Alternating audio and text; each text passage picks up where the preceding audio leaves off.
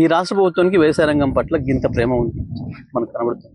నీళ్ళిచ్చే శక్తి లేదు. రైతులు వాళ్ళ కష్టం వాళ్ళు పడి పండించుకుంటే ఒడ్లు కొనే దిక్కు కూడా లేదు. ఇంకా దుర్మార్గం ఏంటంటే ఇప్పుడు ఇక్కడ నుంచి వెళ్ళి మీరు ఆ లారీ చూపించండి, లారీ పోతుంది ఒకసారి.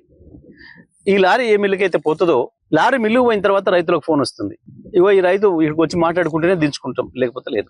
2 రోజులు 3 రోజులు 4 రోజులు పోయిన లారీని అక్కడనే ఆపుతున్నారు. రైతులు పోయిన తర్వాత మాట్లాడుకుంటారట. ఏం మాట్లాడాలి?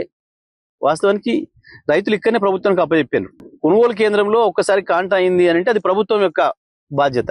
ఆడికి పోయిన తర్వాత వాళ్ళు మాట్లాడుతున్న మాటలు ఎంత దుర్మార్గం అంటే, నీ ఒడ్డు బాలేవా, నీ ఒడ్డు తడిచినాయి, నీ ఒడ్లలో బెరుకుంది, ఏం తగ్గి ఉంటా చెప్పు.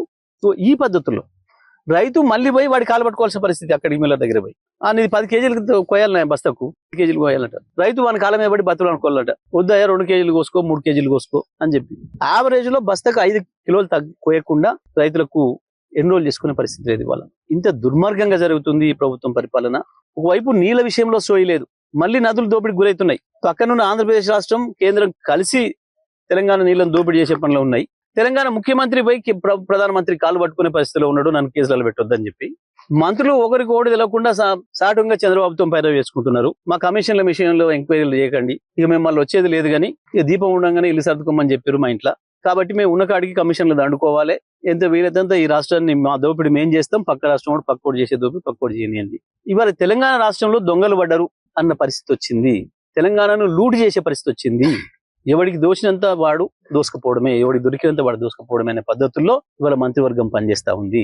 ఉత్తమ్ కుమార్ రెడ్డి నువ్వు వెంటనే ఆదేశాలు ఇచ్చి తడిసిన ఒడ్లు కానీ మొలకెత్తిన ఒడ్లు కానీ ఏదైనా సరే వెంటనే కొనుగోలు సీరియస్ చేయమని చెప్పు. దురదృష్టం ఏంటంటే మీ ప్రభుత్వం సహకరించకపోయినా, మీ మూర్ఖత్వంతో నీళ్ళు ఇవ్వకపోయినా కష్టపడి పండించుకున్న పంటను కొనే పరిస్థితి కూడా లేక ఇంకా రాష్ట్రాల్లోనే ఉంటున్నారు. పోయి మళ్ళీ నాగలి గట్టి దున్నాల్సిన రైతు, దుక్కి తినాల్సిన రైతు కేవలం పండించిన ఒడ్ల కాడ కాపలా పడుకోవడానికి సరిపోతా ఉంది. ఈ దుర్మార్గం ఇది, దీన్ని తీవ్రంగా ఖండిస్తా ఉన్నాం మేము. వెంటనే ప్రభుత్వం కళ్ళు తెరిచి 2-3 రోజుల్లోనే ఒక గింజ లేకుండా లిఫ్ట్ చేయాలి. మిల్లర్లు ఇబ్బంది పెడుతున్నారు రైతుల్ని. కోత కొయ్యకుండా ఇప్పటి వరకు ఒక్క రైతు నుంచి కూడా పంట తీసుకోలేదు. రైతాంగాన్ని ఆదుకోండి ఇప్పటికైనా. ఇప్పటికే రైతుల్లో మీ భాగవతం అంతా బట్టబయలైంది. దీంతో ఇంకా స్పష్టంగా తేలిపోతుంది మీ చేతగాంతనం, మీ నిర్లక్ష్యం. మీ దృష్టి అంతా కేవలం డబ్బుల సంపాదన మీద, కమిషన్ల మీద ఉన్నది తప్ప ఏ రంగం పైన కూడా సోయి లేదు, ప్రభుత్వానికి కంట్రోల్ లేదు. వెంటనే 1-2 రోజుల్లోనే యుద్ధ ప్రాతిపదికన చర్యలు తీసుకొని మరి రాత్రి పగలు పనిచేసి వెంటనే ఒడ్లు కూడా ఎక్కడ కొనుగోలు కేంద్రంలో గింజ ఒడ్లు లేకుండా తీసుకుపోవాలి, ఇళ్ళ దగ్గర చేర్చాలి, రైతాంగాన్ని కాపాడాలి అని చెప్పి నేను ప్రభుత్వాన్ని డిమాండ్ చేస్తా ఉన్నాను. కాళేశ్వరం మీద వీళ్ళు కుట్రలు చేసి పక్క రాష్ట్రం కంటే దుర్మార్గంగా తెలంగాణకి ద్రోహం చేసిండ్రు, తెలంగాణ రైతాంగానికి ద్రోహం చేసిండ్రు. ఒకవైపు మీరు వాడుకోవట్లేరు కాబట్టి మేము తీసుకుపోతామని చెప్పి చంద్రబాబు నాయుడు కుట్రలు చేస్తున్నాడు. పూర్తిగా మోడీ సపోర్టు చంద్రబాబు నాయుడుకు ఉంది, చంద్రబాబు నాయుడు చేతుల్లో ఉంది కాబట్టి ఇవాళ మోడీ బతుకంతా మొత్తం కృష్ణ అయిపోయింది. కృష్ణ జలదోపిడి సజావుగా పూర్తి చేసుకుంది ఆంధ్రప్రదేశ్ ప్రభుత్వం.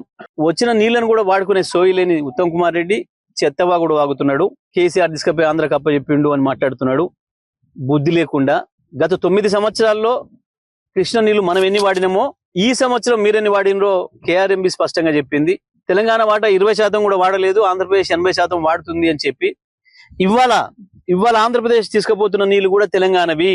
ముఖ్యమంత్రి, ఇరిగేషన్ మంత్రి సోయి లేకుండా దద్దమ్మలాగా చంద్రబాబుకు మోడీకి దాసోహం అని చెప్పి మీరు వాళ్ళ కాలకాడ పడున్నారు. ఇవాళ కూడా ప్రతి చుక్క ఆంధ్రప్రదేశ్ పోతుంది అంటే అది తెలంగాణ నీళ్లు, తెలంగాణ వాటా. ఇది వాడుకునే సోయి లేదు కానీ కేసీఆర్ మీద అవాకులు చివాకులు వెలుకుంటా బతుకుతున్నారు. ప్రజలకు అర్థమైంది మీ బతుకంతా.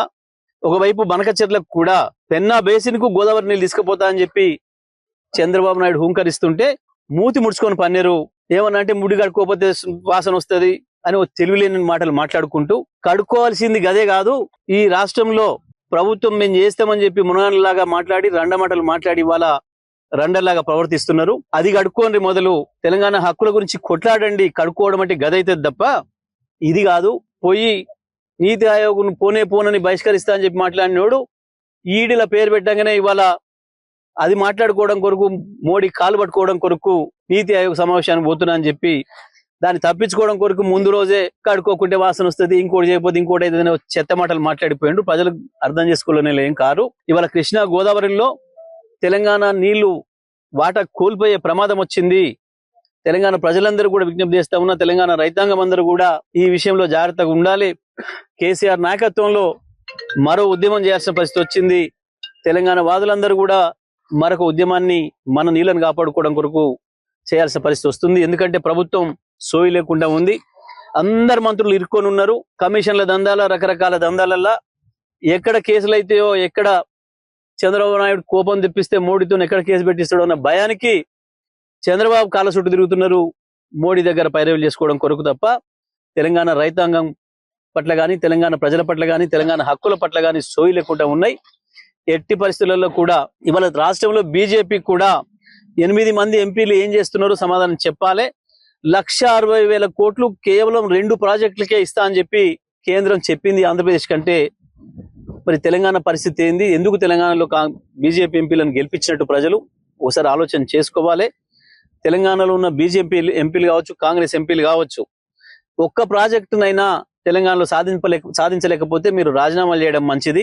ఎంపీలందరూ కూడా చేతగాని దద్దమ్మలాగా పోయి పార్లమెంట్ లో కూర్చోవడం కంటే మేము రండలము అని చెప్పి వచ్చి రాజీనామాలు చేయడం మంచిది.